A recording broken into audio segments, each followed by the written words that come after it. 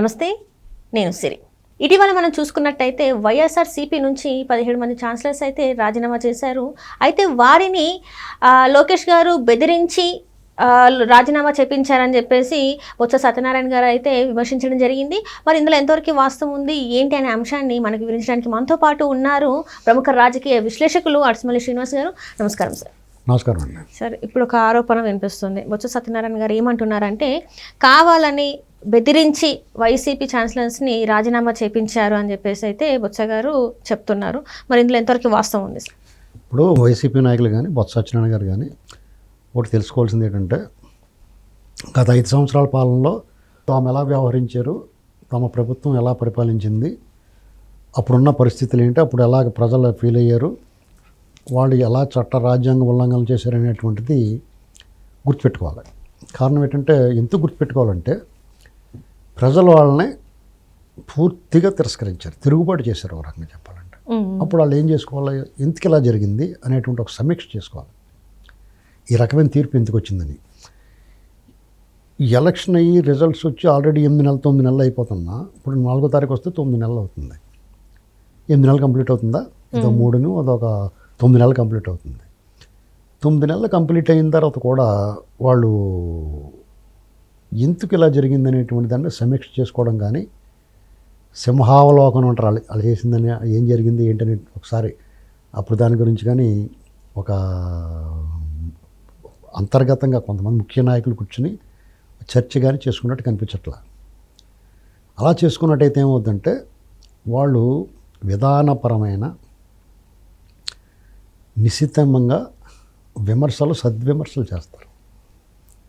అంటే పాయింట్ ప్రకారం ప్రభుత్వం తప్పులు చేస్తే ఆ తప్పుని ఎత్తి చూపడానికి అర్హత కూడా ఉండాలి. ఆ అర్హత ఏ విషయంలోనూ వీళ్ళకి విమర్శ చేయడానికి అర్హత కోల్పోయారు వాళ్ళు అప్పుడు చేసిన పరిపాలన. అయినా సరే ప్రభుత్వాన్ని విమర్శించాలనుకున్నప్పుడు కనీసం వాళ్ళు 2 ఏళ్ల పాటు మాట్లాడకుండా ఊరుకోవాలి, అసలు మౌనంగా ఉండాలి. ఈ ప్రభుత్వాన్ని పరిశీలించాలి, ఈ పనితీరు, అప్పుడు మాట్లాడాలి. మరీ అడ్డగోలుగా అన్యాయంగా దుర్మార్గం అరాచకం జరిగిపోతున్నప్పుడు ప్రశ్నించవచ్చు. వీళ్ళు అలా చేయట్లేదు కదా, అసలు అరాచకం అన్న మాటకి వీళ్ళకి అర్థమే లేదు. అసలు అందరూ అదే కదా టీడీపీ క్యాడర్ వాళ్ళు క్వాలిటీస్ ఇది. అసలు మీరు మినిమం చర్యలు తీసుకుంటలేదనే కదా అసంతృప్తి. లేకపోతే ఇప్పుడు ఈ ప్రభుత్వం ఏం కష్టం పెట్టింది ఎవరికన్నా సరే. ఇప్పుడు 1వ తారీఖు జీతాలు వస్తున్నాయి, పెన్షనర్లు అందరికీ 1000 పెంచారు. 3 నెలలు కలిపి మళ్ళీ మొదటి నెలలో ఇచ్చారు, అప్పటి నుంచి 1వ తారీఖు కల్లా ఇచ్చుకుంటూ వస్తున్నారు. అప్పుడు లేని వెసులుబాటు ఇప్పుడు 1 నెల తీసుకోకపోయినా 2 నెలలు కూడా తీసుకోకపోతే 3 నెలలు ఇచ్చి ఏర్పాటు చేశారు. వాలంటీర్ లేకపోయినా ఆ కమిషన్లు గట్టా ఇవ్వక్క లేకుండా అందంగా 1వ తారీఖున ఇంటికి వాళ్ళే పట్టుకొచ్చి ఇస్తున్నారు. రేషన్ డీలర్లు మళ్ళీ పునరుద్ధరించారు, వాళ్ళకి అందరూ బతుకుతున్నారు హాయిగా రేషన్ డీలర్లు. ఇలాగా రోడ్లు వేసారు, పోలవరాన్ని లైన్లో పెట్టారు, అమరావతి లైన్లో పెట్టారు, పెట్టుబడులు తీసుకొస్తున్నారు, డిఎస్సి వేశారు. ఇలా ఒకదానికోటి అంకోలు ఒకటి చూడటానికి మనకి బడ్జెట్ కూడా బ్రహ్మాండం కేటాయింపులు. అమ్మఒడికి అన్నదాత సుఖీబాబు కూడా బడ్జెట్లో కేటాయింపు చేశారు, సిలిండర్లు ఇచ్చారు, రేపో మాపో ఫ్రీ బస్సు. ఇదే కదా వాళ్ళు 6 అయిపోయినాయి కదా. మొదటి సంవత్సరం పూర్తి అవ్వకుండానే ఎన్ని కార్యక్రమాలు చేసుకొచ్చిన తర్వాత సంక్షేమం విషయంలో ఎవడో నోరెప్పలేడు, లా అండ్ ఆర్డర్ విషయంలో అసలు ఘర్షణే లేదు, ఎక్కడా కూడా నిర్బంధం కానీ అణిచివేత కానీ. హౌస్ అరెస్టులోనే ఎక్కడన్నా అప్పుడు ప్రతిరోజు హౌస్ అరెస్టే కదా. అరెస్టులు చేసి ఈడ్చుకెళ్ళటాలు ఉన్నాయా? ఏదన్నా పోసాని కృష్ణమురళి లాంటి వాళ్ళకి వాళ్ళు ఇప్పుడు జరిగిన అరెస్టులు ఏమన్నా ఉన్నాయంటే ఈ అరెస్ట్ కూడా చాలదనేటువంటి నేరం చేశారు వాళ్ళు. ఈ అరెస్టు ఇలా తీసుకెళ్ళటం చాలదు, వాళ్ళకి ఇంకా ఎక్కువ పడాలి శిక్ష అనేటువంటి నేరాలు చేశారు వాళ్ళు. ఇంకా 2వ వరుస లైన్లోకి రాలేదు, పెద్ద నాయకుల జోలికి రాలేదు ఇంకా. అవన్నీ ఆధారాలు, ఇప్పుడు వీళ్ళు చట్ట ప్రకారం వెళ్తున్నారు, ఆధారాలు చూసుకుని వెళ్తూ ఉన్నారు కదండి. చట్ట ప్రకారం అన్ని ఆధారాలు సేకరించి అప్పుడు వాళ్ళ మీద కేసు బుక్ చేస్తూ ఉన్నారు తప్ప అరెస్ట్ చేయాలంటే ఎంతసేపు వాళ్ళకి. అలాగే వైస్ చైర్మన్లు, యూనివర్సిటీ వైస్ చైర్మన్లు ఉన్నారు, ఆ వీసీలు అంటారు. వాళ్ళని జగన్మోహన్ రెడ్డి హయాంలో ఎవరిని నియమించాడు? కానీ ఇప్పుడున్న వైసీపీ వాళ్ళందరూ ఏమంటున్నారంటే ఇవన్నీ కూడా ఇప్పుడు ఏవైతే అరెస్టులు అయితే జరిగినాయో ఇవన్నీ కక్షపూరితమైన అరెస్టులు కావాలనే చేస్తున్నారు, నిరాధారం అని చెప్పేసి కూడా కొంతమంది మాట్లాడుతున్నారు. వాళ్ళు మాట్లాడారు కాబట్టి వీళ్ళు మాట్లాడారు, మరి వాళ్ళకి లేని శిక్షలు వీళ్ళకి ఎందుకు ఇస్తున్నారు అని కూడా అడుగుతున్నారు సార్. మరి ఎవరికి లేని శిక్ష అండి, అసలు ఎవరన్నా మాట్లాడిచ్చారు వాళ్ళు? ఇప్పుడు పోసాని కృష్ణమురళి మాట్లాడిన మాటలు బాగున్నాయా? అతనికి ఏం అవసరం వచ్చింది, అతనికి ఎవరు అపకారం చేశారని మాట్లాడాడు? చంద్రబాబు నాయుడు గారికి ఆయనకి పొలం కొట్టు తగాదాలు ఉండాలి, అది చంద్రబాబు నాయుడు గారి స్థాయి అతనిది. నారా భువనేశ్వర్ గారికి పోసాని కృష్ణమురళికి మొగ పరిచయం కూడా ఉండదు కదా, ఆవిడని ఎందుకు విమర్శించాడు, దూషించాడు. బ్రహ్మణి గారిని, లోకేష్ గారు అంటే రాజకీయంగా విమర్శించాడు. అతను కూడా పవన్ కళ్యాణ్ గారిని అమ్మ ఆలి తిట్టచ్చా, ఇంట్లో ఆడవాళ్ళని రొంక అంట కట్టచ్చా, వాళ్ళ అభిమానులు తిట్టారంటాడు. అభిమానులు తిడితే నీ అభిమానులు తిట్టమను కావాలంటే, లేకపోతే వాళ్ళ మీద కేసులు పెట్టు. అప్పటికే కేసులు పెట్టి చాలామందిని వేధించారు కదా వాళ్ళు. ఉత్తుపున నిజంగా వాళ్ళు అనాపోని పట్టుకుపోయారు. ఇప్పుడు టీడీపీ కానీ మాలాటోళ్ళని కానీ ఎవరన్నా కానీ ఇలాంటి బూతులు మాట్లాడిన వాడికి వీటి తగిన శాస్తి జరిగింది అలా మాట్లాడకూడదనే చెప్తాం. అసలు పోసాని కృష్ణమురళిని గవర్నమెంట్ వచ్చిన మన్నాడే లోపలయ్యాలి. ఎన్నాళ్ళు అతను వదిలిపెట్టారు, ఎవరో కంప్లైంట్ ఇచ్చాడు, ఆ వీడియోలు తిరుగుతూ ఉంటాయి, ఎవరికో ఒళ్ళు మండుతుంది. మళ్ళీ వీడిని ఎందుకు వదిలేశారని గుర్తుకొచ్చింది అందరికీ కదండి. ఇంకా అరాచకం చేశారు, జుగుప్సాపరమైన భాష మాట్లాడారు, అరాచకం చేశారు, అవినీతి చేశారు, ఇవన్నీ ఒక్కోదానికి ఒకటి చేస్తున్నారు. చాలా ఆలస్యంగా ఇంకా చాలా ఇప్పుడు పోసాని గారి అరెస్ట్ ఏదైతే ఉందో అది నంది అవార్డుల గురించి కావచ్చు, లేకపోతే కులం ఏదైతే మాట్లాడారో తక్కువ చేసి దాని గురించి, ఇంకా చాలా ఉన్నాయి కదా రాష్ట్రంలో. ఎందుకంటే ఇసుక తవ్వకాల గురించి కావచ్చు, మద్యం గురించి కావచ్చు, ఇలాంటివి చాలా విషయాలు ఉన్నాయి. అవి కూడా మీకు ఏది వదిలిపెడతారండి? ఇప్పుడు మనం అనుకున్నంత ఈజీగా ఏది ఉండదండి. ప్రతిదానికి ఆధారాలు సాక్షి. ఇప్పుడు వీటి తిట్టిన ఆధారాలు ఉన్నాయి, ఎదురుగున్నాయి, వీడియోల రూపంలో నిక్షిప్తమైపోయి ఉన్నాయి. ఇసుక దొబ్బుకెళ్ళిపోయే దానికి ఆధారాలు చాలా సేకరించాలి.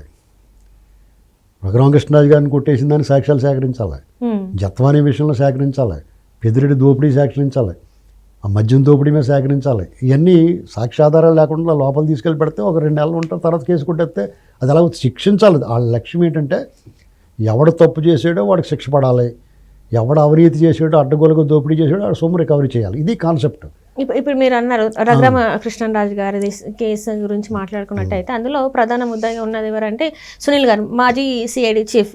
ఇప్పుడు తన మీద కూడా కేసు ఫైల్ అయ్యే అవకాశం ఉందని చెప్పేసి మనం వింటున్నాం. సూత్రధారి జగన్మోహన్ రెడ్డి అండి, దాంట్లో పాత్రధారిలో ప్రధాన పాత్రధారి సునీల్ కుమార్ గారు, నో డౌట్ అందులో. అయితే ఈయనే మమ్మల్ని తీసుకురమ్మన్నాడని విజయపాల్ చెప్పాలి. విజయపాల్ వరకు వచ్చేసింది, విజయపాల్ చెప్తే నువ్వు అంటారు. అయితే మరి జనాల ఆగ్రహం ఎదురుకుండా కళ్ళ ముందు ఇతనే చేశాడు, కానీ కోర్టుకి అయినా అవసరం లేదు. ఎవడో కూడా వచ్చి ఈడే పొడి చేయడం నేను చెప్పాలి. మన చట్టాలు అలా ఉన్నాయి, అర్థమైందా మీకు? జడ్జి గారు స్వయంగా చూస్తే కూడా నీకు ఇంకోటి వచ్చి చెప్పాలి అక్కడ న్యాయస్థానంలో. ఇలాంటి పరిస్థితుల్లో వీళ్ళు చాలా సక్రమంగా ప్రజాస్వామ్యయుతంగా చట్టము రాజ్యాంగం లోబడి చట్టాన్ని తన పని తను చేసుకుని ఇస్తున్నారు వీళ్ళు. మనకేమనిపిస్తుంది, పోసాని కృష్ణమురళిని అరెస్ట్ చేశారు, అతను అరెస్ట్కి అర్హత లేదా, అతను అరెస్ట్ చేయకూడదా చెప్పమనండి ఎవరన్నా వచ్చి. రోజా గారు నిన్నగాక మొన్న కూడా మాట్లాడుతుంది కదా, ప్రభుత్వం ఉన్నప్పుడు బరిదెగించి మాట్లాడారు, ప్రభుత్వంలోంచి ప్రతిపక్షంలోకి వచ్చి ఘోరంగా ఓడిపోయిన తర్వాత కూడా అలా మాట్లాడు. ఏంటి ఆ బరితెగింపు? నిన్నగాక మొన్న జైల్లోకి వెళ్ళి ములాఖత్కి వెళ్ళి అక్కడ కూడా దురుసుగా వ్యవహరించి అక్కడ కూడా మొనోపలి, అక్కడ కూడా రుబాబు చేస్తుంది. ఇలాంటివన్నీ వాళ్ళు సమయం ఉంటుంది, ట్రాప్లోకి రావాలి, వచ్చి పడతారు గోతులో. ఇంక లేకుండా ఉన్నాయి. వంశీ తప్పించుకున్నాడు, ఆడంతరాడే వచ్చి గోతులో దిగాడు. ఇక్కడ బయటకు రారు వాళ్ళు, ఎందుకంటే అప్పుడు 100 కేసులు వస్తాయి వాళ్ళ మీద. ఈ వీసీల విషయానికి వస్తే జగన్మోహన్ రెడ్డి నియమించిన వాళ్ళు చూడండి, మొత్తం యూనివర్సిటీలు విశ్వవిద్యాలయాల తాలూకు వైస్ చైర్మన్లను చూడండి, అందరూ ఎలాంటి వాళ్ళు ఉన్నారు. కుప్పం ద్రవిడ యూనివర్సిటీ అతను కొట్టి పంపించేశారు, వీళ్ళు కొట్టారు గవర్నమెంట్ మారగానే. అతను రాజీనామా చేయండి అని అడిగి రాజీనామా చేసే అవకాశం దాకా కూడా ఆగలేకుండా కొట్టి తరిమేశారు బయటికి. వీళ్ళు అలా చేశారా? సాధారణంగా ఒక ప్రభుత్వం పార్టీకి అనుకూలంగా నియమించిన వాళ్ళనే ఆ ప్రభుత్వం మారిన వెంటనే చాలా గౌరవంగా మర్యాదగా రాజీనామా చేసి పోవాలి వాళ్ళు. మేము ఎక్కడే మేక దిక్కట్టు కూర్చుంటామంటే అలాగే పొమ్మంటారా? కొన్ని అటానమస్ బాడీలు ఉంటాయి, కొన్ని రాజ్యాంగబద్ధమైన పదవుల్లో ఉండి ఆ పదవుల్లో కాల పరిమితి ఎంత ఉంటే అంతవరకు ఉండే హక్కు ఉంటుంది. వాటిని వీళ్ళు తెలియదు కదా అలాగా. ఇంకా కొంతమంది ఆ ఫుడ్ కమిషనర్ ఎవడో ఉన్నాడు ఒక అతను, వాడు ఇంకా అలాగే ఆఫ్ కొట్టేసి తిరుగుతూ ఉన్నాడు సిగ్గు లేకుండా. వాళ్ళు రాజీనామా చేసి పోవాలి, వాళ్ళకి సిగ్గు ఎగ్గు లేదు కదా, అన్నం తింటలేదు వాళ్ళు రాజీనామా చేసి పోవాలండి వాళ్ళు. అంటే ఇప్పుడు అట్లనే ఇంతకుముందు మనం చూసుకున్నట్టయితే 3 రాజధానులది ఏదైతే ఉందో ఆ ఇష్యూ అప్పట్లో అందరూ మాట్లాడారు, వైసీపీ నేతలు అందరూ మాట్లాడారు. ఇప్పుడు బొత్స సత్యనారాయణ యూటర్న్ తీసుకున్నారేమో అనిపిస్తుంది. అందులో యూటర్న్ కాదండి, అసలు ఇప్పుడు ఈ వైస్ ఛాన్సలర్ విషయంలో లోకేష్ గారు ఇప్పుడు కూటమి ప్రభుత్వం నియమించిన వైస్ ఛాన్సలర్ని చూడండి లిస్టు, జగన్మోహన్ రెడ్డి హయాంలో వైస్ ఛాన్సలర్ లిస్టు పక్కన పెట్టుకోండి. ఎవరికన్నా ఈ డౌట్ వచ్చి బలవంతంగా పంపించారు, వాళ్ళు తిట్టి పంపించారని ఎవడన్నా అంటే వాళ్ళిద్దరు అలాగన్నవాడు ఎవడన్నా సరే, ఏదైనా సరే అశుద్ధం కాకుండా అన్నం తినేవాడు రెండు లిస్టులు పక్కన పెట్టుకుని చూసుకుని అప్పుడు మాట్లాడాలి. అది కౌన్సిల్లో లోకేష్ గారు ఏడాపేడా చెప్పు తీసుకుంటున్నట్టు చెప్పాడు సమాధానం. అయిపోయిందండి.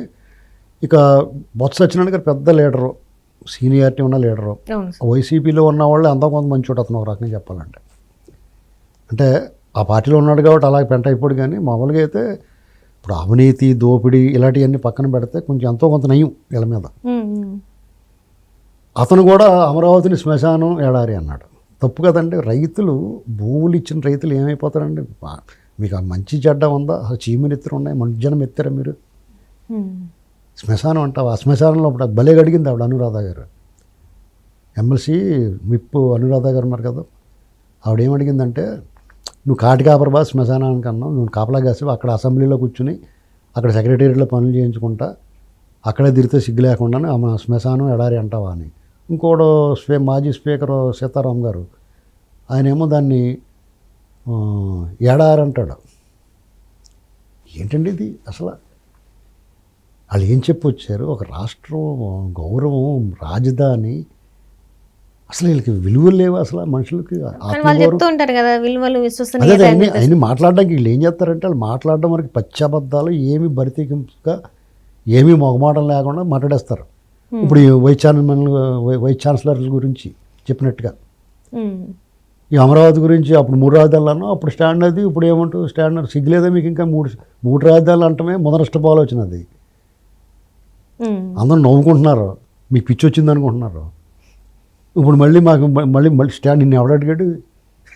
మీ స్టాండ్ మీకు ఛాన్స్ లేదు. మీరేం మాట్లాడాలి? స్వతమే కళ్ళు వదిలేసి ఏం జరుగుతుందో. ఆ పదవీకాలం ఉన్నంతకాలమే వెళ్ళటం రావటం శుభ్రంగానే, అది కూడా దండగా. అసలు మీరు పోతాం కూడా వస్తాడు అందులోకి. ఏంటండి, ఖాళీ చేసి పోవాలి, వదిలేయాలి, కొన్నాళ్ళు సన్యాసం స్వీకరించాలి. ఎందుకంటే మీరు అంత ద్రోహం చేశారు రాష్ట్రానికి. ఇంత ద్రోహం చేసి సిగ్గు లేకుండా మీరు అలాగా ఏ పదవి అయితే మాత్రం ఉంటారు. జగన్మోహన్ రెడ్డి అనేటువంటి ఆయన తాలూకు పార్టీ కానీ, అతను కావాలనుకునే వాళ్ళు కానీ సమాజానికి ఆన్ చేసే మనుషులు వీళ్ళు.